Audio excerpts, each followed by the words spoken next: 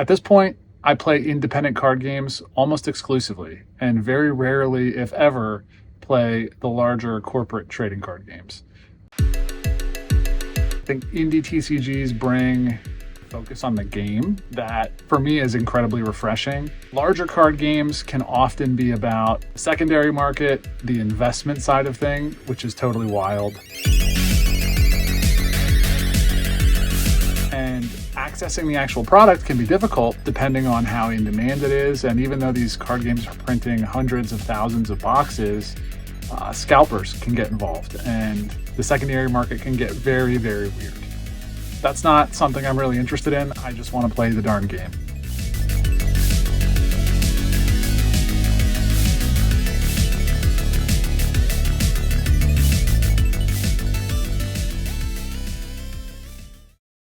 Now, I admit, I do have a bit of a fascination with the morbid. My interest in games that have died makes sense when you consider my position as an incoming grad student pursuing a degree in business, especially as someone who wants to make their own card game one day. You need to study what went wrong with others if you don't want to repeat their mistakes. But that doesn't mean I want to see card games die. I'm not some sicko with a perversion. Truth be told, all card games that survive the rigors of this cutthroat industry are a miracle and should be celebrated as such, especially the indie games. So I've handpicked 3 games whose success I wanted to celebrate and also analyze. I'm especially interested in looking at why these games might offer a viable alternative to all the other big games out there. I mean, what kind of depraved maniac would look at an industry littered with the corpses of card games past and decide to take a stab at it? Well, these guys. Congrats on all your successes, you crazy people, we love ya. A quick disclaimer, some of the products that you'll see today I purchased with my hard-earned money, and some of them were given to me by the companies. After I filmed that bit, the fine folks at Team Covenant sent me 2 boxes of Sorcery precons, so that my 2 measly booster packs wouldn't feel so alone. Thanks, guys. They've had a shop since 2007 where they help indie publishers sell their games to a wider audience. They're a great place to go pick up some of these more obscure games. I chose these games because I like them and I want them to grow. And I think I have quite a bit of variety to show here. Despite that, even for the products that were given to me, I was never told what to say for this video, and all thoughts and opinions are my own. So, who the hell do these games think they are, huh?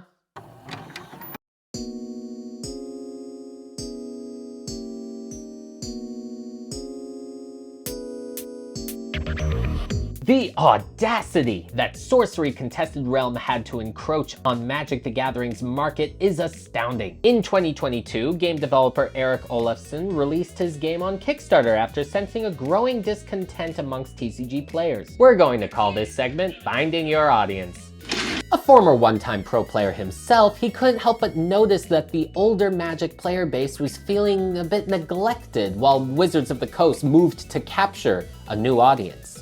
The discontinuation of blocks and the experiments with universes beyond signaled that lore, art style, and playability were all taking a back seat in the pursuit of greater profits. There are many reasons why Magic has gone this route that merit their own video, but for Sorcery, it opened up a vacuum. Those disenfranchised with the new direction of Magic were looking for a new game, one that didn't move at breakneck speed and cost an arm and a leg. With an emphasis on oil-painted art, old-school Magic-inspired gameplay, and an immersive environment, Sorcery captures that long-lost innocence of casting spells as a wizard, without it turning into a Ninja Turtle soup. And the response from the first Kickstarter indicated that people agreed with the ethos of this game. Eric was kind enough to answer some questions for me over email and gave some insight into how he found his core audience. I'm not gonna imitate his voice, sorry Eric, you're just gonna sound like me. The easiest way to ensure you have a target customer is to design something that you yourself really understand. Personally, an old school vibe and atmosphere guided the entire project. The one place that seemed to suit Sorcery marketing was Facebook, which aligns with our 40-year-plus-old dad player base. There's a win for old Zuck.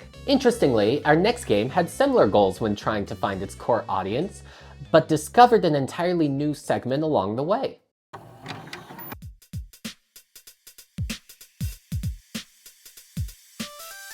Gem Blenders was started by Steve Sekula, and it's a nostalgia trip of the highest order while serving up something completely new. The whole premise has you fighting with heroes, normal looking guys that are straight out of Earthbound, but attach mystical, multicolored gems to them and they suddenly morph into blended heroes, ditching their plain Jane aesthetic for a canvas of color. Lane-based gameplay, experimental deck construction, and a fondness for your heroes make up the bulk of the experience.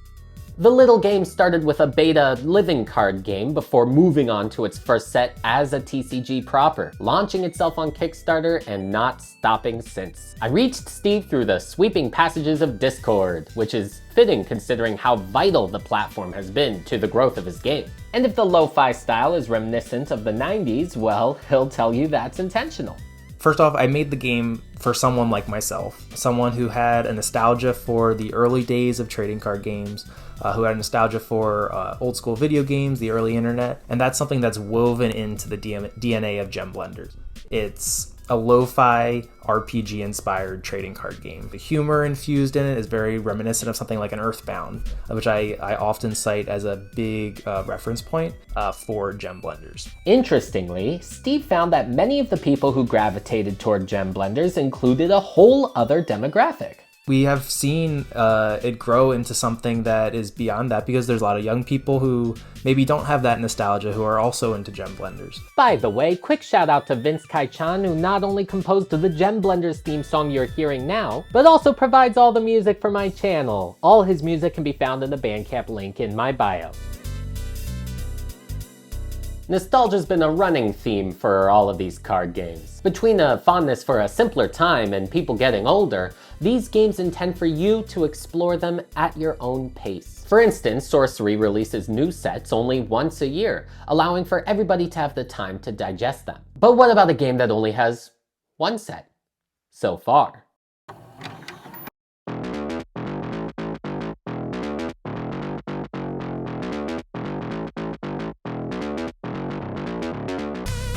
Elemental Creatures is a game that creator Justin Hartsock self-funded, self-published, and, with the help of a passionate fanbase, managed to put into 5 local game stores without any Kickstarter backing at all. The art, all done by Justin himself, might make you pine for the days of watercolor art kept in your shoebox. But the gameplay is the opposite of old school. With only one card type in your deck comprised of the creatures themselves, the game revolves around players putting monsters in play with the goal of getting the highest number. And as each round turns over, you can recycle your lower level monsters to replenish your hand and enable your higher level monsters to come out. It's this gameplay loop of simplicity in rules but complexity in mechanics that has hooked players all throughout the state of Georgia. Justin and I connected over a video call where he shared why it was so important to him that the game remain easy to access with enough depth to keep players interested. Turns out, Justin's inspiration has come from the love of a different game, one whose direction has rankled many players lately. My favorite pastime most of my life was Magic. It's expensive. If you want to stay up to date and make time for that and go out weekly, and if you're spending a lot of money on it and you don't have a whole lot of time to play, it's just tough to justify. Like, I don't have a lot of free time. That's kind of why I had to set Magic aside. That was another thing about the whole design of Elemental Creatures was quick, simple, pick it up. Like some of my favorite games, Mario Kart, Smash Brothers, you just pick them up, play them, put them down. I promise this isn't turning into a Magic hate video, okay? I love the game of Magic. I was just losing on Momir format on Arena the other day. But it is interesting that for many of these games, their birth can partly be attributed to the evolution of Magic's direction, and how the increased speed of the game's releases can lead to some players looking for less intimidating alternatives. I got to talking with SWUQ, or is it SwooCube? I should have asked him. He'll tell me when he sees this. Who runs a YouTube channel that focuses on all things indie TCGs and the joy it brings to his and his family's life. He told me what exactly it is about indie games that grabbed his attention. These independent card games, the ones that I play, the ones you see behind me here, are made with real passion. These come from a place of people who just find joy in card games and had a great idea and wanted to get it out in the world. It's really easy to actually get the product. You can typically order directly from the studio or game designer's website. Sometimes these games also have a local store presence, and the product is generally speaking, much more affordable than the larger games. Sets tend to be a little bit smaller. You can build, a full play set or enough to build competitive or, well-built decks a lot easier and for a lot less investment. I enjoy playing them because they're about the game first and foremost and much less about the IP or about the investment side or the financial aspect of it. I play these games because I just want to play card games. Accessibility to the game pieces you need is a wonderful thing, no doubt about it. But all TCGs understand that it's not only playability, but collectability that helps keep a TCG viable. But to what degree is it necessary before it gets out of hand? We've seen how a shift in focus to prioritizing collectability over other aspects can cause games to artificially balloon in price, making stock either impossible to find or impossibly expensive to play. And these guys absolutely thought about this before creating their card game. And I too have thoughts. That if you like this kind of content on card games, whether they're thriving or dying, that you should subscribe so you can catch whatever it is I put out next. And thanks to all of you who have so far, because it's been really, really cool. Sorcery's approach to rarity is flavorful, but simple. The way they integrate it into the card game without breaking immersion is an absolute stroke of genius. Your rarities are baked into the flavor text itself, so a card that says it is ordinary is a common, and you're allowed 4 copies in your deck. Exceptional is uncommon, and you're allowed 3 copies. Elite allows you 2, and the special unique rarity is limited to 1 per deck. Not only does this solve the classic queen problem of limiting players from using only the most powerful cards in a deck, but keeps the financial investment of decks in check to a certain degree. It's a lot easier to stomach buying 1 rare copy of a card for your deck than it is to buy a playset of 4 of the rarest cards in the game. And while the most expensive cards might be expensive, the limit of having 1 copy in your deck means that you might not even see it for a few games. So if you need to save the money and just cut it from the deck list, that's okay. You should still end up with something very competitive. When asked for his thoughts on towing the line between collectability and playability in card games, Eric said, cards need to be available for new players to grow the game, but you also want collectability so that invested players feel they can get some of that investment back in the future if necessary. In a way, it's an impossible line to balance because scarcity increases demand and high availability decreases it. You can mitigate this by updating a timeless base set with reprinted staples and, of course, foil cards that aren't needed for gameplay, allowing collectors and investors to do their thing. Foil rares are included as chase cards in Sorcery, roughly 1 in every 6 packs. I'd show you one, if I had one. Your chances of pulling a foil in one of the higher rarity tiers are even lower. This is all intentional, meant to bring back the special feeling that foils had when they were first introduced to card games. There are even fabled curio cards that are allegedly extremely rare versions of cards that have something different about them from the base version. I say allegedly because according to legend, the company has a policy of not acknowledging the existence of these cards in order to preserve the mystique. It isn't known how many variations of curios or copies of each one exist, but the pool rates for one have been estimated to be around 1 in 50 booster boxes. I think it's absolutely wild that in an era of informational overload, a card game is able to maintain the element of surprise in a way that makes you feel like a magical archaeologist. You never know what sort of wonders you're going to dig up. And of course, everything is just a different or special art treatment or alteration of the card. It's not like anything has unique stats or anything like that, because that would make some people very, very unhappy. It's a real Mew hiding under the truck moment, and it aligns perfectly with Sorcery's goal of capturing that old school feel. Sorcery has also experimented with the ever-popular mini set, special set, collector's set, whatever you'd like to call the concept, with Dragon Lord, a curated collection of 14 cards unique to this set, including 1 random foil variation. I asked Eric about the intention of these sets, if they're an attempt to capture more of the collectible market, and if selling such a low amount of cards for a higher price could ever be justified. I admit my perspective on these sort of experiments are that it might invite a segment of the population that is not so invested in keeping your game healthy, but bumping up prices to an artificial degree. But I also wanted to see if the strategy, from a business perspective, makes sense in the long run. After all, the TCG model does rely on creating desirability as much as anything else. I mean, that's why we have rarity in the first place. Perhaps making things too affordable, as player-friendly as it seems, might decrease interest in the long run. And God, the art on those cards by Ed Beard Jr. is so good.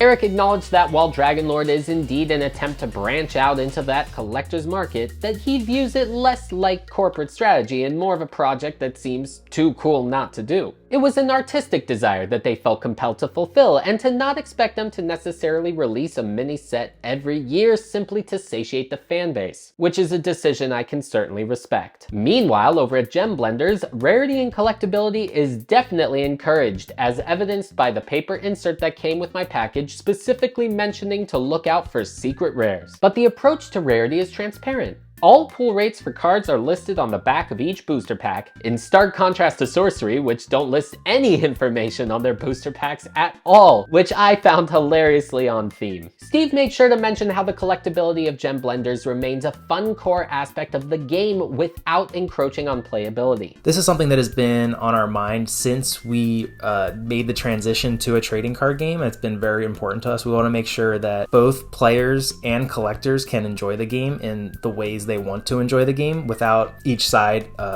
getting in the way of each other. With our secret rare cards, yeah, we have secret rare cards. You can get a secret rare card in approximately 1 out of 20 packs, so they're pretty rare. Misfit secret rares are even rarer than that, about 1 of 200, I believe. All of these cards are just alt art versions of the base cards in the game, so you can play any deck with non-hollow, more common versions of these cards. But then if you're a collector, there are a lot of chases to get that make the collectability side of things more exciting. This approach emulates the Pokemon method. Cool shiny collectibles with an affordable base version. Collectors get their toys to enjoy, and players get their game pieces to play with. And partly due to this approach, it is dirt cheap to play Pokemon, the TCG. If you're buying singles, that is. With the fervor surrounding high dollar chase cards, getting your hands on actual booster packs of Pokemon has been a problem. And kids aren't going to the singles market to get their children's card game. Their parents have to hunt the shelves at Target to pick at the leftover bones. But as cool as Gem Blenders is, it's not the world's highest grossing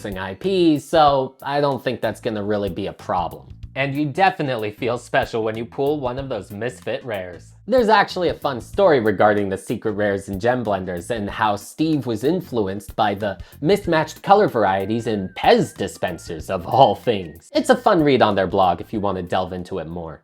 Elemental Creatures has one of the most interesting approaches to rarity despite its simplicity in the category. In short, there is no rarity. Every pack contains one foil variant of any card from the set.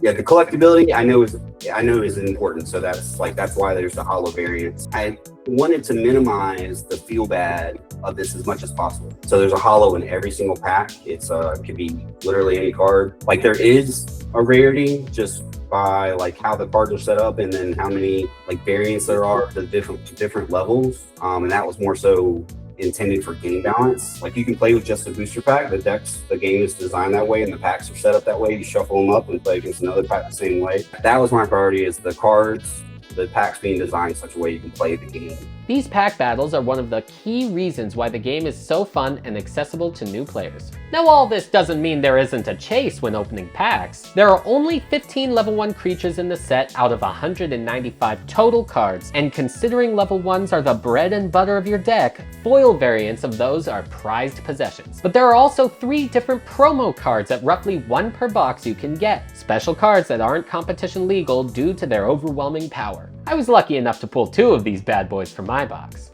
Somebody asked me how many boxes I recommend getting if they wanted to complete a set, and there's probably a bunch of salesmen out there that would punch me in the face for saying this, but if you're asking me how many I thought you should buy, I'd say 1, and then trade away the stuff you didn't need to other people to get what you wanted. Sorry, Justin, hate to interrupt, but we just pulled one of those special promos. Sweet. I appreciate Justin's approach of making the game as accessible to the community as possible, something I think all of these games really are trying to do, while of course striking a balance between making a profit and growing the game. But the game can't grow without you. Community is arguably the most important aspect of any TCG. To form one as an independent game is beyond challenging, as these games face obstacles that the big boys simply don't. Large card games are typically produced by major global corporations that have near infinite assets and the ability to print and ship at scale all over the country. Now, the benefit of this is that they're typically in Target, Walmart, Costco, and your local game store. They're easy to find. Reaching that scale is something that I think will be a major challenge, if not an impossibility, for a lot of these independent card games. I think there are some that do have a shot of getting big like that, but supply chains are complicated and they're not getting less complicated. And so as these games who need to rely on international shipping, many of them are not printing domestically in their home country, maybe due to cost constraints or whatever. If you're a small studio, my concern is that any sort of significant shakeup there could be much more difficult to bear than if you're a giant company with infinite assets that you can deploy to make sure your game gets where it needs to be. Sorcery obviously kickstarted their journey early, finding immediate success with player and financial investment. This launched them in the game stores, although they placed a heavy emphasis on the kitchen table over competitive play at first. But it wasn't all smooth sailing from the start. In fact, Eric mentions how early success brought along its own set of challenges. To paraphrase, bringing the game to a worldwide audience, no matter how much money is raised, is a logistical nightmare, and is partly the cause for the ever-common delays in the fulfillment of Kickstarter goals. But these are learning experiences, and Sorcery took note on how to rein in the temptation to promise the world, and are thankful for their patient player base. Maybe a side effect of a naturally older clientele who are used to waiting for quality over quantity. Speaking of which, as mentioned earlier, Sorcery has stuck to a one-set-a-year release schedule, and Eric is a big believer in the effectiveness of this method for his game specifically. They looked at their demographic of older players and realized they didn't have the time to keep up with the rigors of a fast-moving card game. Too many other priorities in life, like having a family or a time-consuming career. One main set a year allows for the dissuasion of FOMO, allows reasonable time for people to budget, and perhaps most importantly, keeps the quality of game balance intact. Sorcery's position as a more casual game surely helps this focus, as a more competitive game always feels pressure to keep the meta moving and changing, maintain players' interest. Sorcery is not immune to this, with sometimes players complaining about a bit of a lull period, while others say, no, keep it as it is. Sorcery has made moves recently to support more organized play, which means towing the line between tightening up the rules a bit for judges while still maintaining a priority of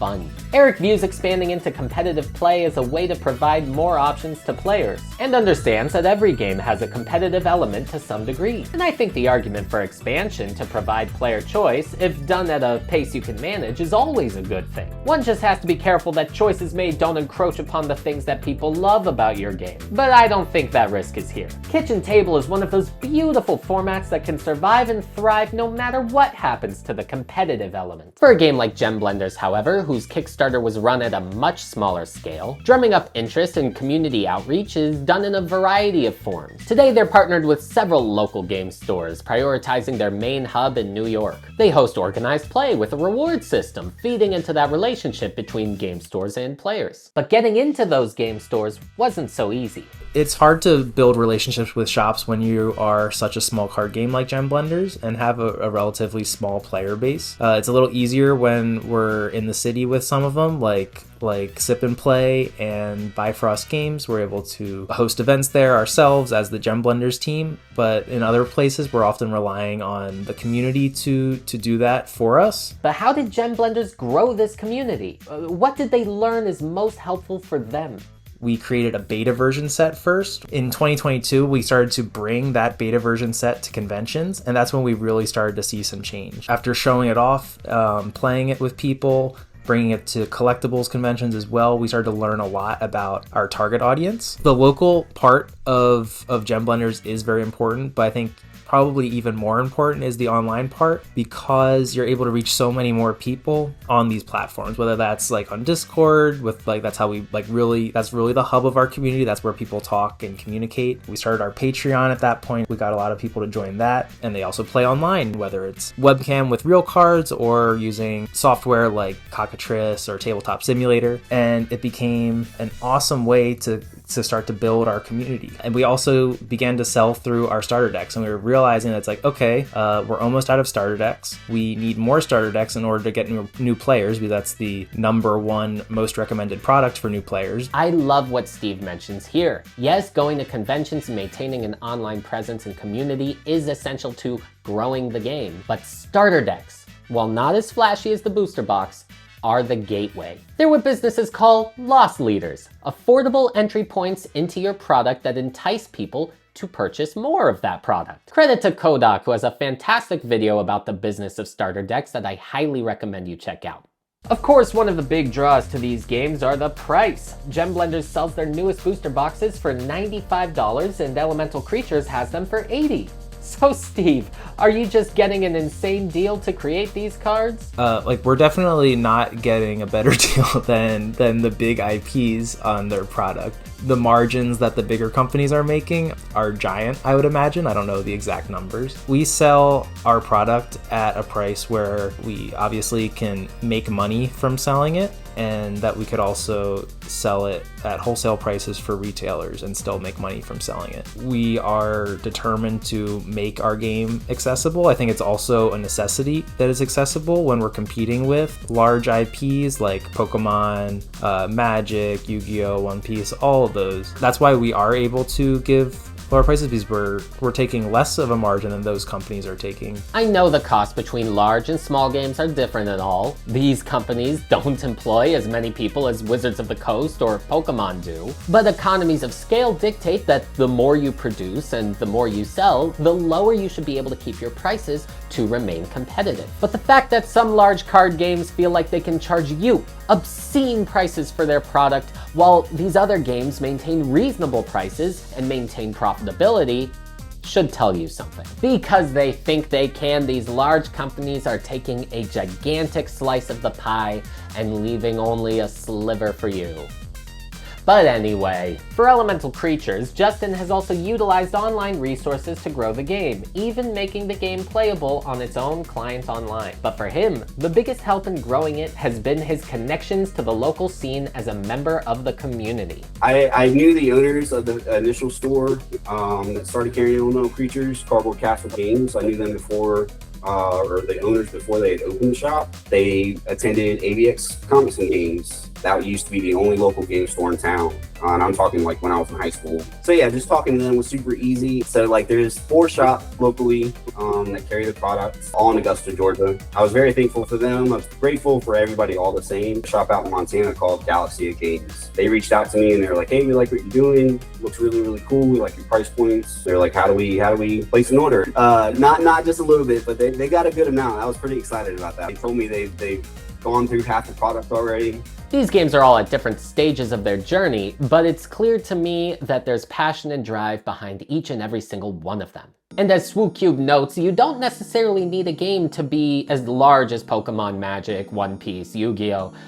For you to have fun with it. Largely, I think it's about determining your scope and how you measure success. You know, these games that I enjoy playing have found their player base, are keeping them engaged, have tight-knit communities, and the challenge is keeping that going. You know, there's a lot of players who would enjoy these games that just don't know about them because they're not supported at their local game store, and there aren't local play groups, but that doesn't mean that you can't engage with the game and really be active in the community, even at a distance. Webcam play has never been easier. If you have a smartphone, you literally just need to buy a $12 phone holder from Amazon, and you can have a setup that will enable you to play with anyone at any time all around the world. These games kind of thrive on that, on remote play and engaging players in diverse countries and places and time zones, and I think that's really, really cool.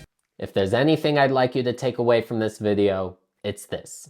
There's nothing wrong with enjoying any card game in any form if it brings you joy. I grew up loving Pokemon and Yu-Gi-Oh, and I'm enjoying my time with Magic now. But I have seen the constant complaints within the community showing their disdain for the trajectory that their favorite card game has gone, feeling left behind. And I just want you to know there are options. It's like with Hollywood movies, right? Every year people say, oh, there's nothing but Hollywood slop coming out in the theater. But if you just take a little bit of a look, if you look at the independent movies, foreign films, things coming out from young Hollywood auteurs within the Hollywood system, there's plenty of quality films being released every year. If you're bored by what's being mass-produced and fed to you, then branch out. You might be surprised. Of course, I understand the reasons for sticking with a large card game. Magic is so accessible, there's communities all around the world, and it's so easy to pick up online for free. But if you want your large card game to be incentivized to improve, then competition is key. So help create some. Get a pod together, try a new card game, and see how it goes. Go to your favorite hobby shops and introduce them to some new games. See if they'll carry it and commit to help building that community. And who knows, you might surprise yourself by finding a new game that you really love and enjoy. Thank you to Eric, Steve, and Justin for agreeing to answer my interview questions. If you're interested in getting to know sorcery, gem blenders, or elemental creatures, I'll have all their websites linked in the description below. And now I want to ask you, have you tried any of these games? Or would you like to try any of these games? What do you think about indie TCGs in general? And do you think that the mountain they have to scale to stay alive is insurmountable? Or do you think it's possible? Go ahead and tell me in the comments below, and we'll be back next time with some more dead card games. All right, let's get back to the deceased. Love the morbidity.